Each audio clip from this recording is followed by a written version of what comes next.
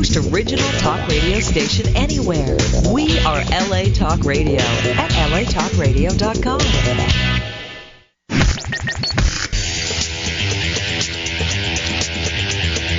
You're listening to Question Reality. Question Reality with Priscilla Leona. Priscilla Leona. Only on LA Talk Radio. Hi, welcome to Question Reality. I'm your host, Priscilla Leona, and we are coming to you live from Los Angeles, California.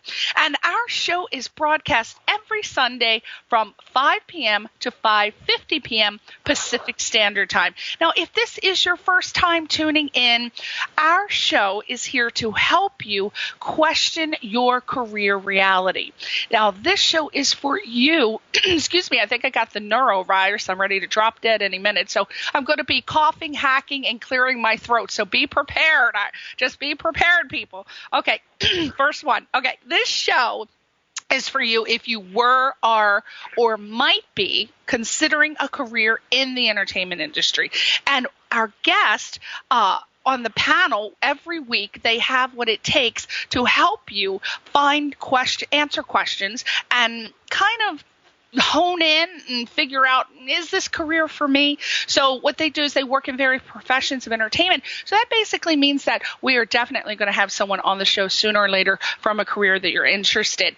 Now, if you want to check out our past guests, read their bios, and listen to their interview instantly, you can also download any one of the shows.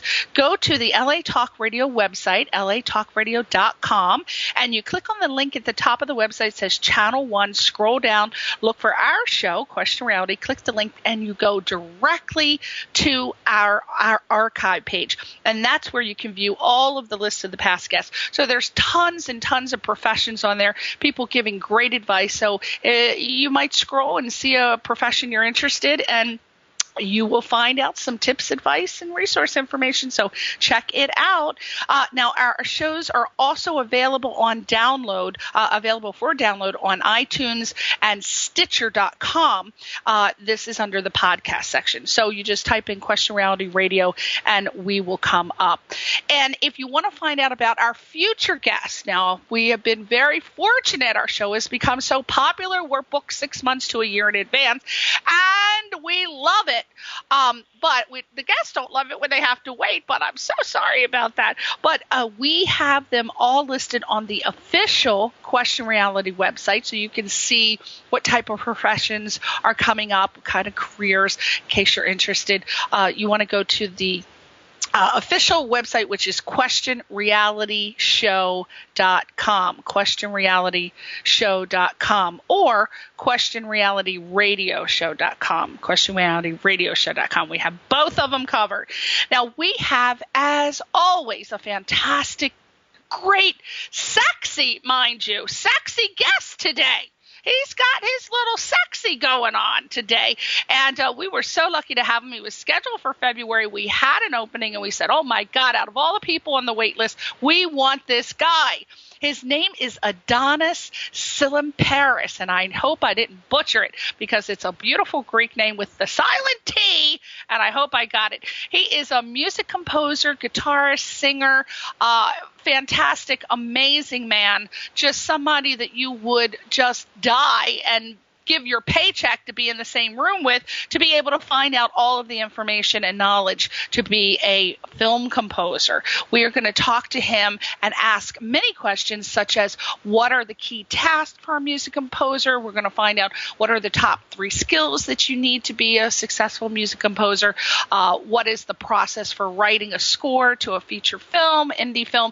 We're going to cover all of those questions. So hang on, because we are getting to it very, very soon. I just have one little advertisement for you before we get into finding out more about Adonis. And Saturday, February the 9th, from 10 a.m. to 3 p.m., 10 a.m. to 3 p.m. at the Studio Stage Theater 520 Northwestern Avenue in Los Angeles. Again, I'm going to repeat it. Saturday, February 9th, 10 a.m. to 3 p.m., Studio Stage Theater, 520 Northwestern Avenue in Los Angeles. I am making a special request to all of our listeners to please, please, please come out and be part of the launch. It's also a fundraiser and a mini Comic-Con, if you will, of our new web series. It's entitled Subject 5. And Subject 5 is it's a sci-fi web series about 5 people with special powers who have been kidnapped and programmed and trained as assassins. So it's a very exciting web series that we're going to have.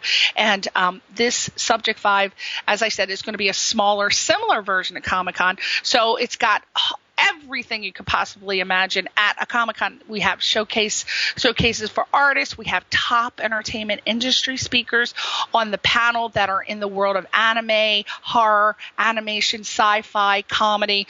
We have this little boy, Josh Ehrenberg. He's currently on Spurgatory. He was the little boy who played the Green Hornet as a child. So fantastic. We got Richard Epcar, who's a legend and also was the voice in Legend of Korra, Ghost in the Shell, Robotech. And then we have another huge icon in video games who is J.D. Blanc of Bleach, Naruto, and the Avengers. And then so many more, just tons of top people. They're going to be signing autographs.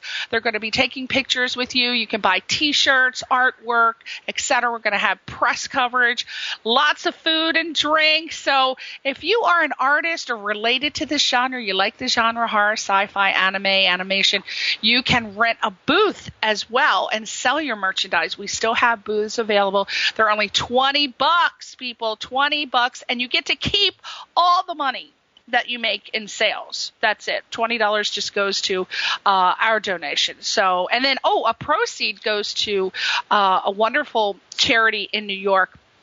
And this is a perfect atmosphere for anybody, including people who are going on a first date.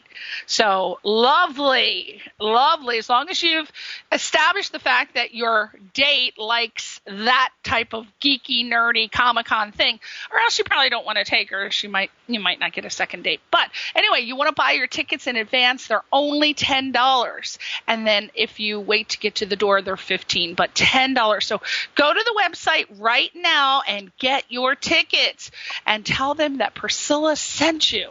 Okay, Priscilla sent you. Okay, so that website is subject5.com. Subject5.com. Go now, get your tickets. Yay! And then if you send me an email, I will give a special thank you on the air. Okay, so go get your tickets, send me an email, and I will do a special shout out. You can send me any kind of ad copy that you want. Hey, I love Peter down the street.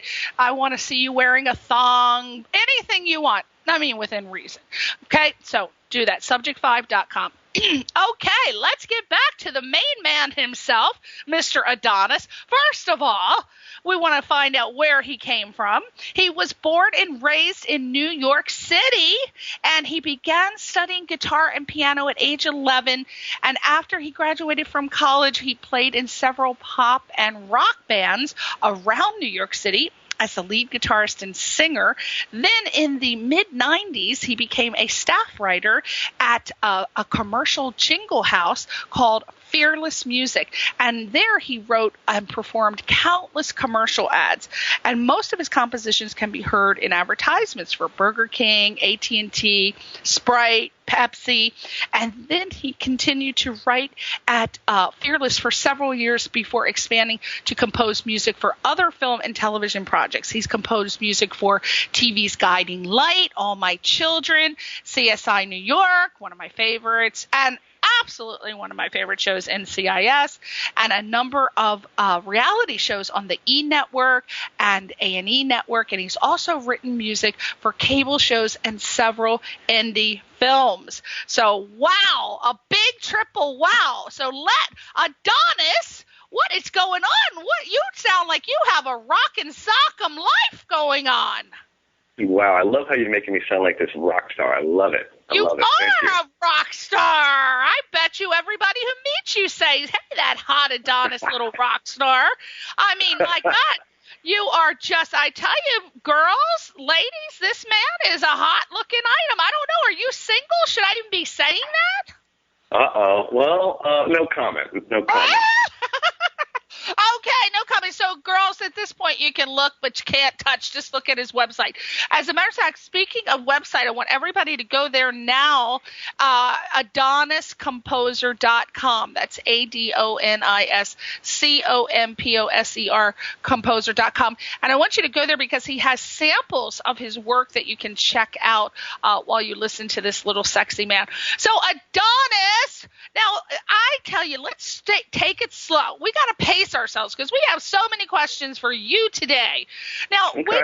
when you were a child, we start this out with everyone because, you know, a lot of people start out with dreams as a child, and then for some reason you fall into certain categories or paths. You either become exactly what you saw yourself doing as a child, or you end up with a totally different career. So when you were a child, Adonis, what were your dreams as a profession when you grew up? What did you see yourself? What did little Adonis see himself doing?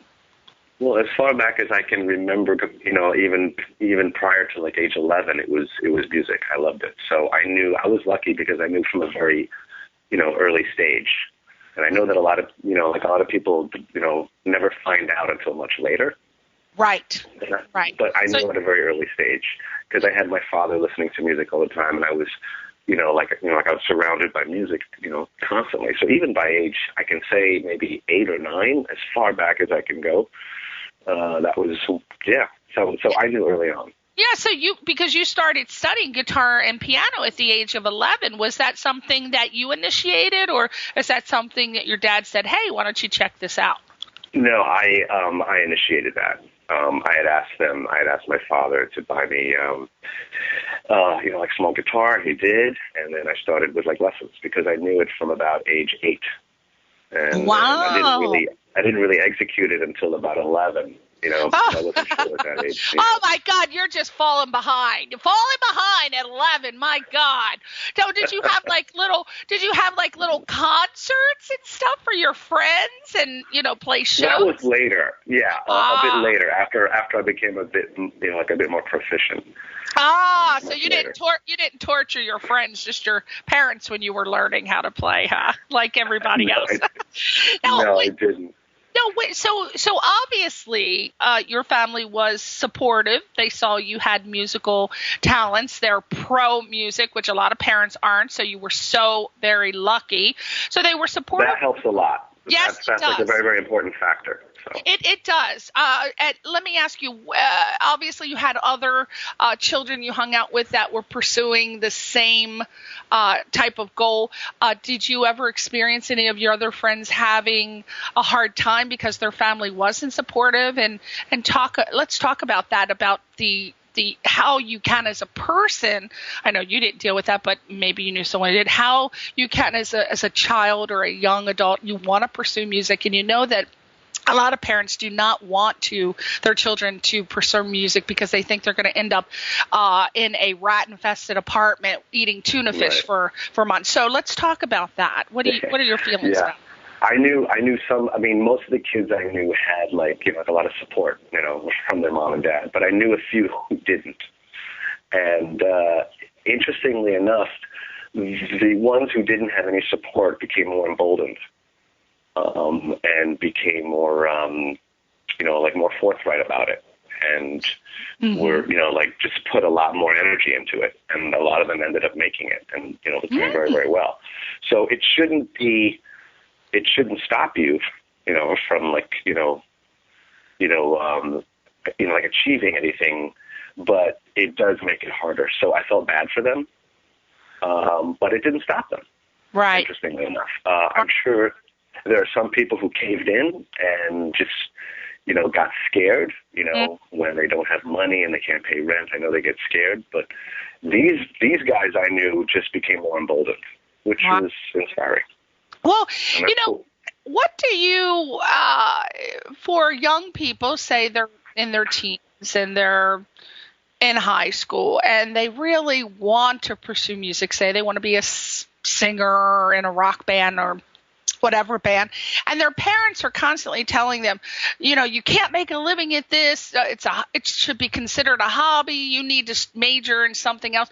What do you recommend that they hold on to mentally and spiritually and emotionally, that they can not get those drowning thoughts of their parents drowning out their dream and putting the fear of God in them and saying they're going to be poor and they're going to be losers and deadbeats and all these other things that they're called? What do you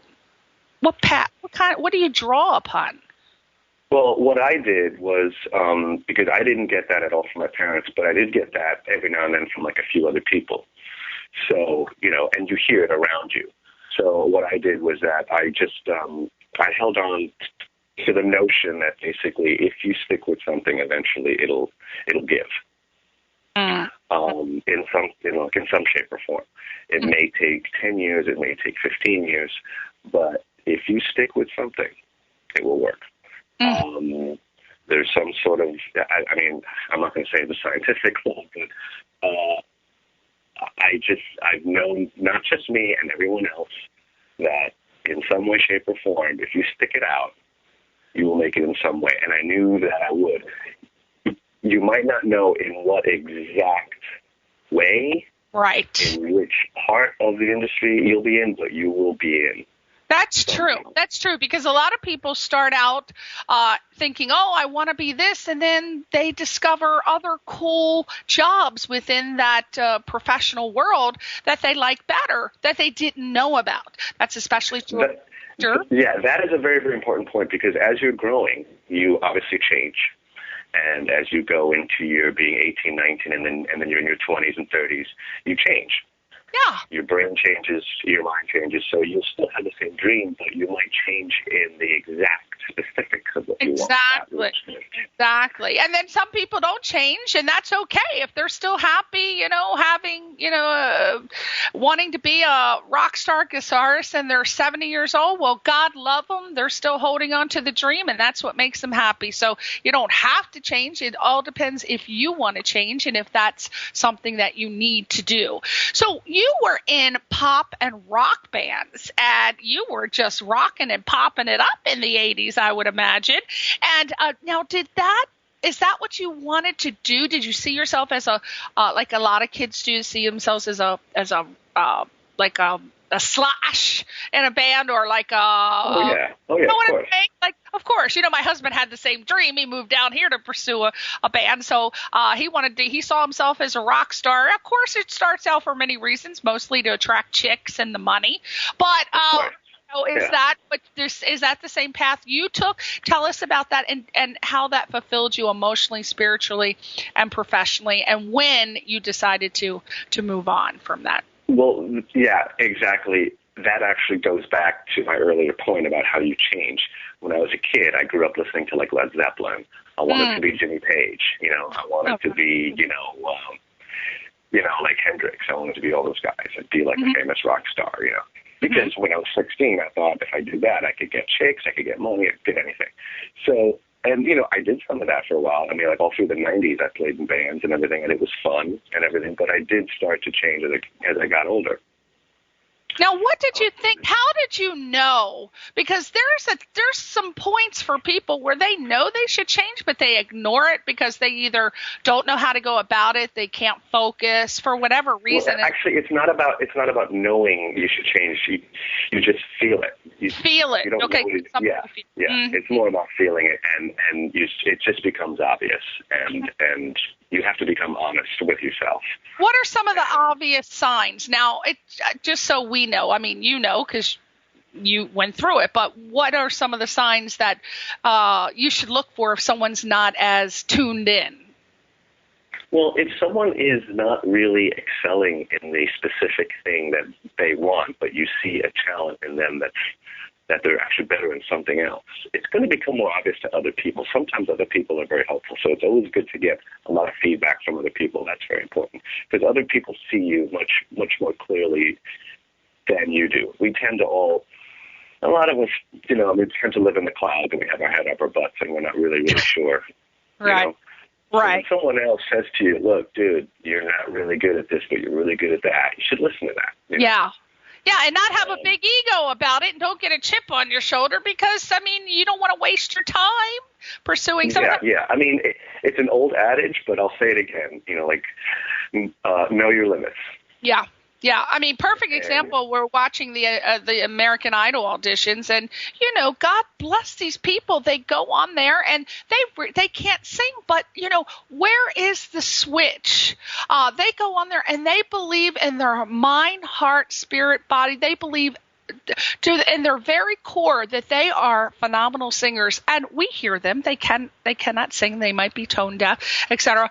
But they do not realize it. So how does one, I mean, and no matter what people say, you hear the people after the auditions, they go, I don't care what those judges say. I don't care what Mariah Carey says. I'm going to pursue this career, because I can sing and everybody says I can sing. And you know, it's so wrong for family and friends to tell people who obviously cannot sing, but they don't want to hurt their feelings. So how do you find that true friend, because nobody wants to hurt your feelings if they're, you know, your family or friend. So I think, I mean, as I said earlier, it's very important to listen to other people. And, it could be other professionals in the industry or like friends.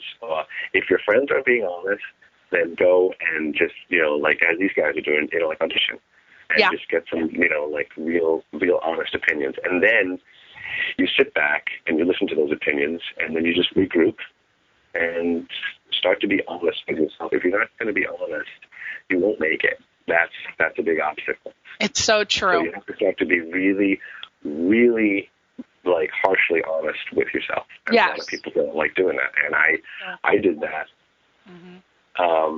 early on, and then, you know, I didn't go down the wrong path. Yeah, you were very lucky. You were very aware of what was going on with you emotionally, spiritually, and you said, hey, professionally, I need to check out some other occupations, which led you to become a staff writer at a commercial jingle house. How did that come about? How did you run across that job? That sounds like a lot of fun. My God. Well, that's the other thing. The other important thing is just contacts. You just got to know people. And you got to network, schmooze. You got to do it. You have to schmooze and meet people. It all comes down to, I mean, everyone says it. Look, I mean, you can have a lot of talent, but it doesn't mean anything if you don't meet that right person. So that is true. I met someone who was the head of that actual jingle house, and I became his friend. And then he saw my work, and then he hired me. It was just dumb luck, but I just, you know.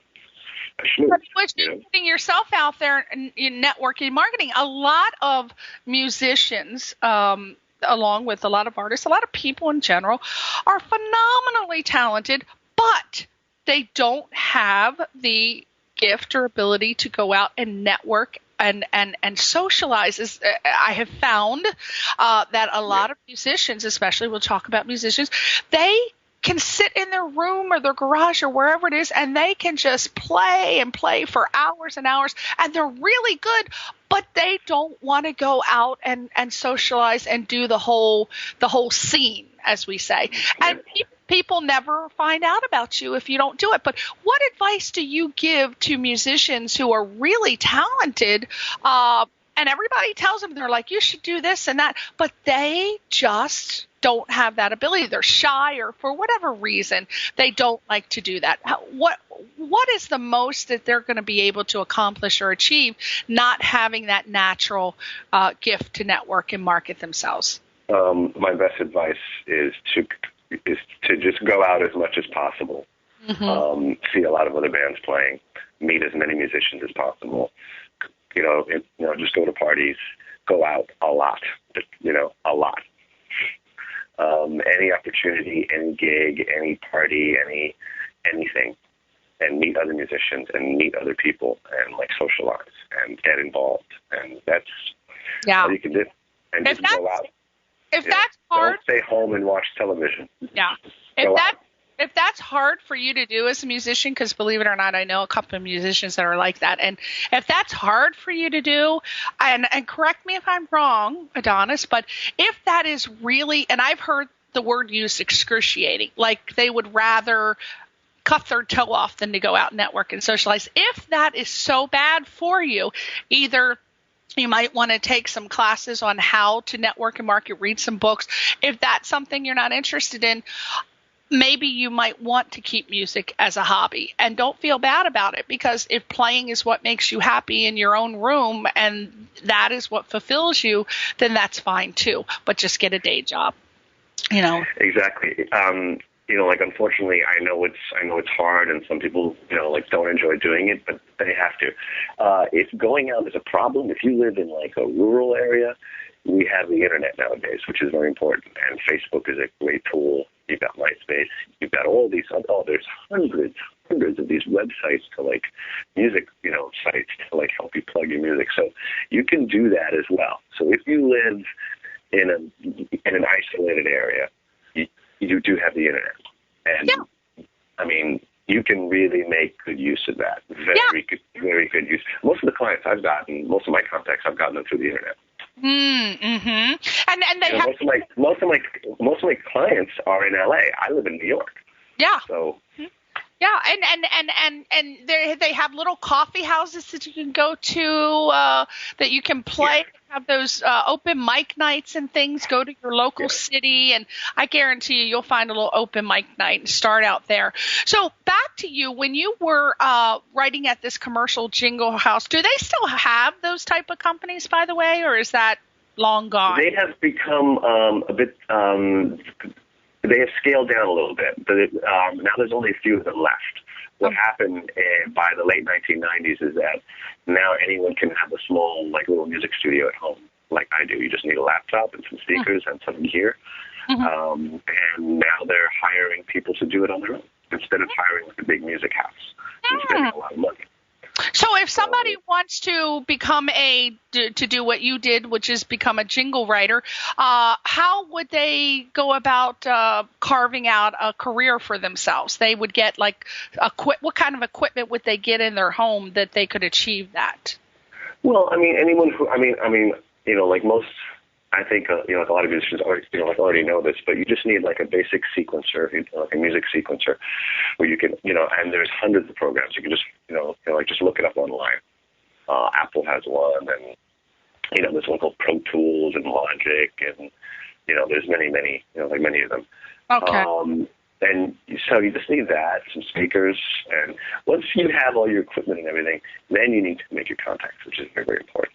And who would you what type of people would you contact, Adonis, to get jobs? I started contacting. I knew a few people in ad agencies, so I knew some people, as it were.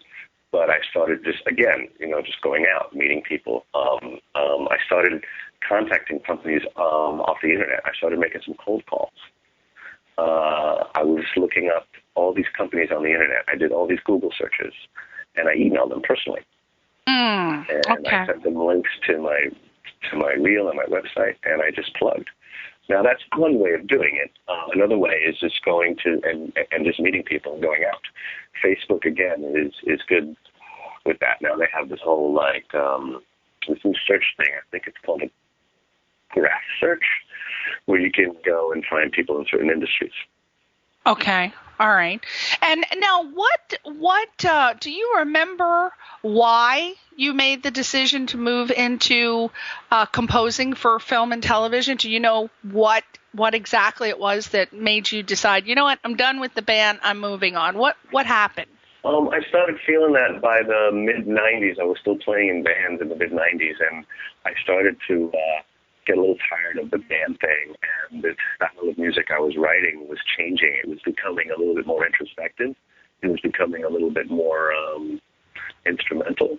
And someone started saying to me, hey, I started playing some new stuff, and they said, hey, that sounds like a movie score. And I was like, oh, that might be cool. So then I started listening to soundtracks and things like that, and I started to listen to more and more old soundtracks and started going to movies and listening to the music, and that's when I realized, hey, I think this is my thing. Now, was that more piano related, or I would imagine more piano related for the composing rather than guitar, or? Oh, no, it was both. It was both. It was both. Yeah, it was just mellower. It was mellower stuff. It was more introspective. It was a little bit more softer. It was a little bit more, it just sounded like a film score. And so when you started doing that, you kind of knew, I like this. This is really cool. I'm enjoying myself. You didn't have to force yourself to do it. You just discovered that, all from somebody saying, hey, that sounds really good. And that's something you may not have thought about before. Just that one. Yeah. So you got to listen carefully, people, to what people are telling you, what your friends are saying. You might be doing something, and listen to them, because that might be something that you're really good at. You don't want to miss that opportunity. Now, what is the process? Because you have composed for television, indie films, et cetera, et cetera. What is the process? Let's start with composing music for a soap opera. Mm-hmm. Well, what happens a lot of times... What's the difference, I guess what I want to say is, what's the process for composing music for soap opera, television, reality show? How do you is there a different process for each one? Well, there's submitting music or songs, and then there's scoring. And then, submitting music is mostly what happens with soap operas, in all these reality shows. You just submit some songs and music, instrumental music, and they place it, all the editors place it in, certain spots which they like. That's fairly easier, because they say, we want some introspective music, just hand us some stuff like a minute long, and then you submit it. That's easier. Scoring is a whole other thing. That's when you're scoring a movie. That's when a guy is being chased down the street, like in CSI New York, and there has to be certain movement. When the guy shuts the car door, there's got to be an accent there. When the guy goes up the stairs, it has to be more accentuated there. That's scoring. That's a little bit harder work. That's the difference. Okay, so when you are submitting stuff for, say, soap opera, television, reality show, I would imagine that you send it to maybe the music supervisor of the show? Exactly. Yeah. I just send them MP3s, that's it, or like a WAV file, or like whatever they want. Okay, so you would maybe contact them via email or however, get their contact information, then you just say, hey, check this out, and then send it to them and do follow. Okay. Exactly. Now, so a lot of people, believe it or not, listening, may not know the difference between composing and scoring. You just briefly touched upon that. What do you like better? What do you find more enjoyable? I like scoring. Because I like the challenge of taking a scene and just giving it life. Okay. I have the interesting experience of watching a scene, either for a movie or for a show, without any music, and it's so dead. It doesn't have any emotion in it. It's completely dead. It's weird. When you add music, it gives life into it. So I like that challenge of taking a scene. Any scene, it could be a chase scene or a love scene or anything, and just giving it life. It's very challenging, and I love that. What is your process, Adonis? Say, for example, I say, I have this sitcom, or I have this web series. Let's just take the one that we're going to be doing. We're doing the fundraiser for now. So I say, Adonis, we have this web series. What would I need to tell you to get you started? Would I say, hey, we got this web series, Subject 5. It's about 5 people with special powers who have been kidnapped, programmed, trained as assassin, and that's enough? Or what other information would I need to give you in order for you to come up with some music for the whole web series, say the pilot? Well, in my experience, like last year, I did like an indie film, and what some of them do. I mean, there's many different ways of doing this, but what I've experienced is what is called a spotting session, and you meet with the filmmaker and you watch the entire film, or like the actual episode or season, anything, without any music, and you sit down and you go scene by scene, and he says, I want this here, and in this scene I want this, and in this scene I want this. And then you go through, and then I just make my notes, and you go scene by scene, and then I would just go ahead and then just go scene by scene, and then hand him, make my submission, see if he likes it, make changes, change this, change that, and then that's what it's been in my experience. Other people may do it differently, but that's what it's been in my experience. So that's called a spotting session. Spotting session. Yeah. Okay, so that and that pretty much is the same process for, say, if you're doing a soap opera, television show, or reality show. Same process. Pretty much, because he'll send me like a scene of a soap opera or something, or like a reality show, and he'll say, "I want this sort of thing here. I want this sort of thing in here," and then he'll send me usually like a little QuickTime file of it, and I'll just watch it. I'll write the music, attach it on it, or send it back over to him. Really see if he likes it, or if he wants some changes. He'll say, "Oh, I like this, but change this, and move this over here," whatever. It's basically like that. But the film is completely finished being edited. You don't come in. Most of the time. Sometimes they still make changes, but it's better when the film is more done, because music should be the last thing that goes on there. Exactly. Okay. So the very last thing. What kind of education or experience do you feel that a person needs to become a very successful composer, scorer? It would help if they had a very good musical knowledge. If they got like a degree in it, I think it would help. If you can read music proficiently, if you can do all that, that will only help even more. It's not a must, because I don't really read music very well. And I know people who don't read music at all, and they come and they score films. Oh, wow. It would help. It would help. As much education as you can would help. Okay. But then again, I know a lot of film scores, again, who don't read, and they score films. So that's amazing. How do they write the charts and stuff? They don't write charts. They just like basically do the whole thing on their synthesizer. And they work out the chords, or if they have to do charts for, like, if there's a string section, they will get someone who's like an arranger who will help them. Like, it is possible to get someone to like help you do that.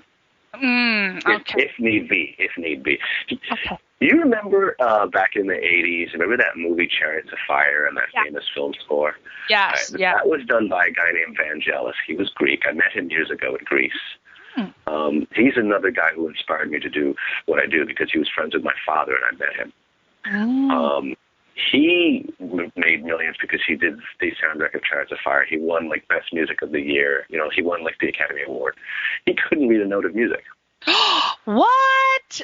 Yeah, that whole score, that whole thing was done on his little synthesizer. Wow. Well, the Beatles did all their music on a 4-track, so hey, it can be done, right? Exactly. Now, at what point do you personally know when a piece is perfect? When are you satisfied?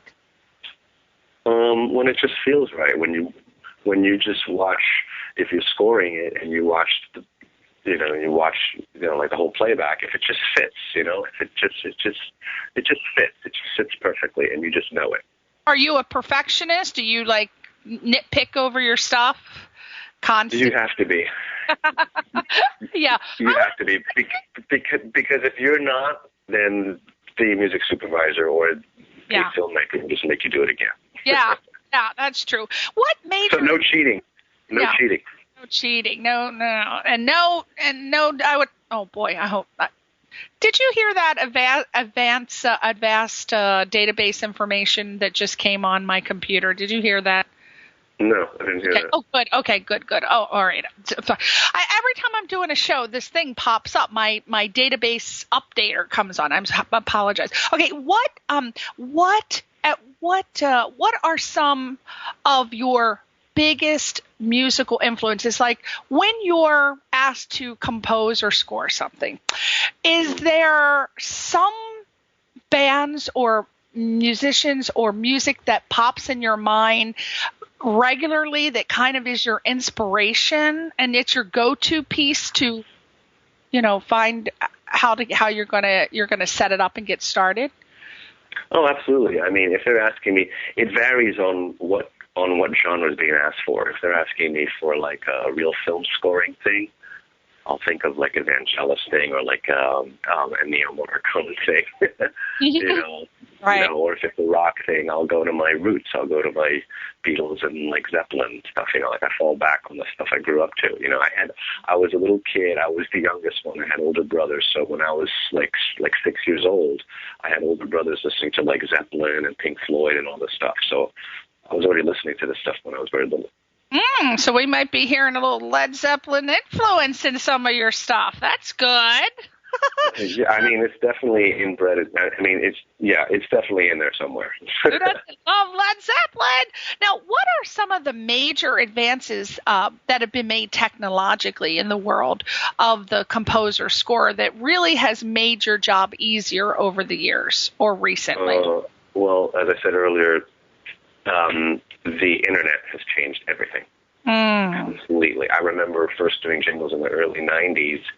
When we finished a job and we had to hand it in for Pepsi, we had to like mix it down onto like a DAT, you know, like an old DAT tape. Yeah. And get into a cab and run and head over to Midtown and hand it over personally. Oh my It was God. crazy. In the rain, hailing a cab in Midtown and hand it over. Now you just send an MP3. That changed the game completely. It's so great. So great. Do you see anything in the future that is going to make it easier? Do you stay up to date with all of the latest technological advances? I'm trying to. It's crazy. I mean, every day there's like new stuff going on now. Overwhelming. It is. I know it is overwhelming. I mean, you feel like they have music sequencers now. I've heard that they have music sequencers now on your iPad. And I have a friend who's a DJ, and he DJs off his iPad. Yeah, in GarageBand, I think. GarageBand has a music sequencer, but I think there's another one that, you know, can DJ. My friend, he DJs at a club with his iPad. My God! Oh, well, my husband, he's a computer network administrator by day, and then on the weekends he plays jazz, blues. So he has all of his sheet music on the iPad. He doesn't even carry the books anymore. He has all his real books on the iPad. Me not being a musician, I found that fascinating. I'm like, how can you do these gigs? I'm so used to seeing sheet music turning and stuff, but he does it right on the iPad. Just flip. Yep. It's amazing. If there's so many technological advances that you feel like you're being left behind, you can't keep up with them all. You feel like, my God, what's going on? There's too many. What has happened? I know.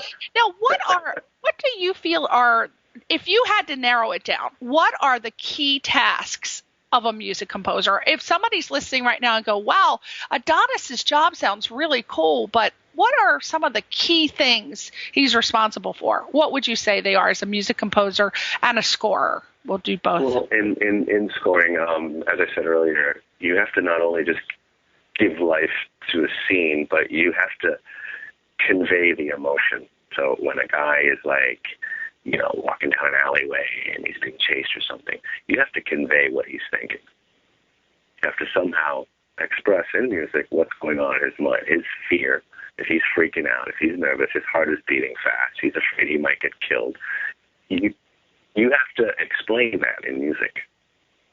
And that's not easy. That doesn't sound easy to me. Oh, my God. The only thing I know is if somebody asked me to do it and I saw somebody have a dramatic head turn, then I guess I would put all my fingers and on the piano, and that would be dramatic. But, you know, well, that's been done a lot. I mean, and that's still being done nowadays. So. But you'll notice it. You know what? Next time you go see a movie, and this is actually for everyone out there who's listening. Next time you go see a movie, listen to the music. You know, like most people don't. I know. I am so aware of the background music, and music can either make or break a film or television show for me, especially more so the films, because sometimes nowadays, especially in the modern shows they have on television, they are putting, and again, this is a whole music genre. I'm not bashing it, but to my ear, oh my God, I want to kill whoever's screaming. You know that, what is that music called where they scream it? Was it acid rock or acid? You know, well, there's like thrash metal, and there's like many of them. You know, I watched the new episode of The Following with Kevin Bacon, and they had screaming music in there, and I thought, why would they do that? I don't understand it. It did not go with the scene at all. And as a matter of fact, most of the music did not go with the scenes, in my personal opinion. As a matter of fact, my husband either, but I'm sure other people thought so. But they put that thrashing music in there, and I'm like, who is the final person to say, hey, that sounds good for that scene? Well, yeah, it can be the actual filmmaker, or it can be that music supervisor. I mean, not everyone just gets it right all the time. Like some people will see a scene differently than like others. But yeah, I know not everyone agrees all the time. Yeah, I mean, I love the epic music swells. Oh my God, I love those. The ones like in Gone with the Wind, or Oh yeah. oh my God, I love the epic music swells. I love that whole orchestra type sound in the music. But it's very important. Like I was watching Lost Girl, and they played just one scene. The girl came in the door, she walked over to the boxing ring, and they were playing a song from Leaky Lee, Youth Knows No Pain.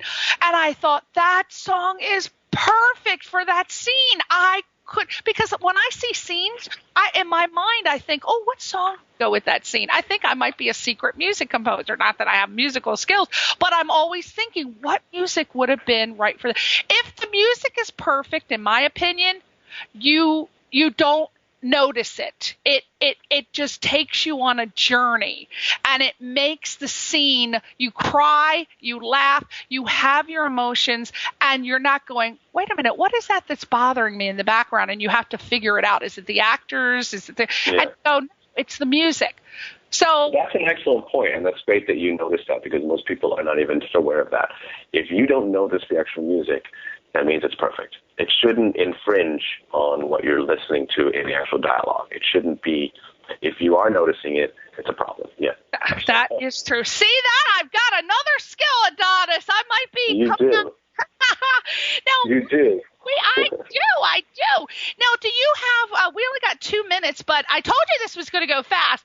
What advice do you have for young people who might want to pursue a career as being a composer or a film score, and they're just starting out? What advice would you have for them? Well, as we said earlier, most importantly, don't ever quit. Don't listen to anybody who says, you can't make it and all that stuff, all that crap. Don't even listen. But you should listen to your friends who are giving you advice about your actual performance and your play. That's very, very important. Get feedback is very important. And network, plug, and just practice, and just, those, if you do all those, you will make it. And get rid of the ego. Oh, I know. Check your ego at the door. I tell you, I don't know if it's worse in the music industry or in the acting industry, but I tell you, it works everywhere in life. It's great. Get that ego out of there. Yeah, that will kill you. It will. My goodness. Now, what's going on with you? Do you have any CDs out, books, promotional items you want to tell us about? Where can we see more of our Adonis? Well, as I said, on my website is my reel, where most of the stuff on there is stuff I've done for CSI New York and NCIS. I have a film which I just scored. It's called Naked as We Came. It was made by a filmmaker named Richard LeMay, and it's going to be coming out. The premiere will be here in March in New York and in LA, I think sometime in the spring, maybe April or May. So it's called Naked as We Came. I did that entire score. Oh, my God. Film. And where's it coming out in LA so we can do a plug? You know what? I don't know. When I do know, I'll let you know. Please, absolutely. Email me, and I'm going to do a total plug for it, because our Adonis are you scoring it? You're scoring it, right? I get It's already been scored. Yeah, it's already been done. So oh my God, that's exciting. So please let me know when it is, and we'll plug it, and we'll tell where it is, and we'll listen to some of your work. But hey, if anybody wants to check out the wonderful Adonis's work, I kind of consider you like, there's Madonna, there's Cher. Well, for me, there's just Adonis. So there's just Adonis. So we need to drop the last name. Just go by Adonis. That's all you need. I like it. talent. I like it. Your talent and skills. So if you want to hear some of Richard's work, go to his website, which is adoniscomposer.com, adoniscomposer.com.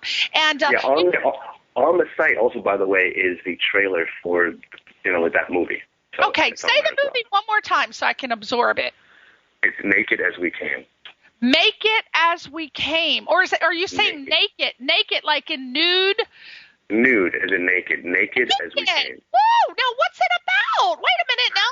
Real quick. Now you got me interested. Anything? It's basically this woman, very, very, very, very fast. It's this woman who's dying of cancer, and she was never reconciled her arguments with her children, and then she finally does at the end before she's dying. And her message is that we leave this earth naked as we came in, with nothing, and all the money means nothing, all the possessions mean nothing. So enjoy life. It's a very beautiful message. I wish we could take our stuff with us like the pharaohs did. I don't know. Well, at least they thought they did. But yeah, I'll bury all my money. Well, I know with me, hopefully. I told my husband, you better bury me. I want all my Donny Osmond posters. I want all of my silver and gold. I want to be buried with everything. Set up a whole King Tut situation for me, because maybe you'll take it into the next life. I know. I am going to take it with me, and then the grave robbers are going to take the shit after I'm buried. So it'll spread that I got some merchandise on me. So we definitely want to see that. Is that an independent film? It's an independent film, yeah. It's an indie film. It's already won a few awards already.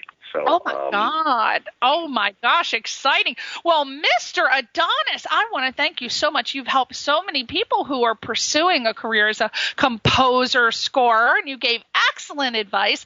And we look forward to hearing. I want to know about all your projects. So I'll be in touch. I'm going to find out soon. It'll be sometime in April or May, but I'll find out soon.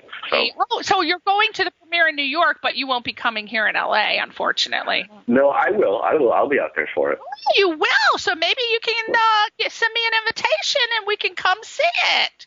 Absolutely. I'll be there. My brother lives there, so I'm going to go see him. So, yeah, of course. Great. Hey, that sounds great. All right. Well, everybody, Adonis has given you all the tools that you need to go out there and pursue a career as a composer, scorer. If you have any questions, I would imagine you can go to his website. You give permission for that, don't you, Adonis? They can email. And you can email me or just call me from there. So yeah, email again, adoniscomposer.com. Thank you, Adonis. Thank you so much for coming on the show. I appreciate it. Thank you. Much. You're such a sweetheart. And sexy girls, go to the website right now and check it out. I'm telling you. But again, we don't know what his status is. Hopefully, will you come back on the show next year with any? Sure, anytime you want. Hey, you're gonna come. You come back, and hey, we might be calling you to score some of our stuff. But I don't know. You might be so expensive, I can't afford to. I'll do it. I'd love to. I'll do it. Okay, you heard that. I never say no to any work. I never say no to anybody. You can't take it back now, Adonis. We got you on the hook for that. Thank you so much, everybody, for listening. Say goodbye to your fans, Adonis. Thank you, everybody, and I will, hopefully see you soon. Adonis son of a bitch. Adonis Tsilimparis. Oh, Jesus. There you go. See, now you're getting it. Come on, say your name in a sexy Greek accent. Come on. My father would say Adonis Tsilimparis. All I know is Afghanistan, or what is that? Well, I knew something in the 80s, but I'm not going to repeat that. But I learned. Probably a bad word, right? Yeah, well, I learned this fella de Gormidou, Larry Brady, and I said, what the hell are you telling me to say to him in Greek? And they're like, just say it. I found out what it was, and I might not be pronouncing it. I said, you son of a bitch. I can't believe you told me to say those nasty things to the boy. And fella de Gormidou, I don't know what the hell I'm saying. I probably are. Thank you, my darling. Oh, thank you. Next time I'm gonna take some Greek, and I'm gonna talk to you Greek on the air, and we'll have and then next year when I'm on there, I'll teach you some really, really bad words. It'll be fun. I love it. Thank you, Adonis, so much. Have a great week. We'll see you next week. Goodbye, Adonis. AdonisComposer.com. Bye. Thank you so much. Okay. Bye-bye.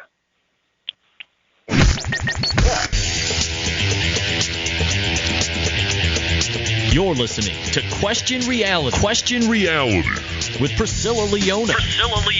Only on LA Talk Radio.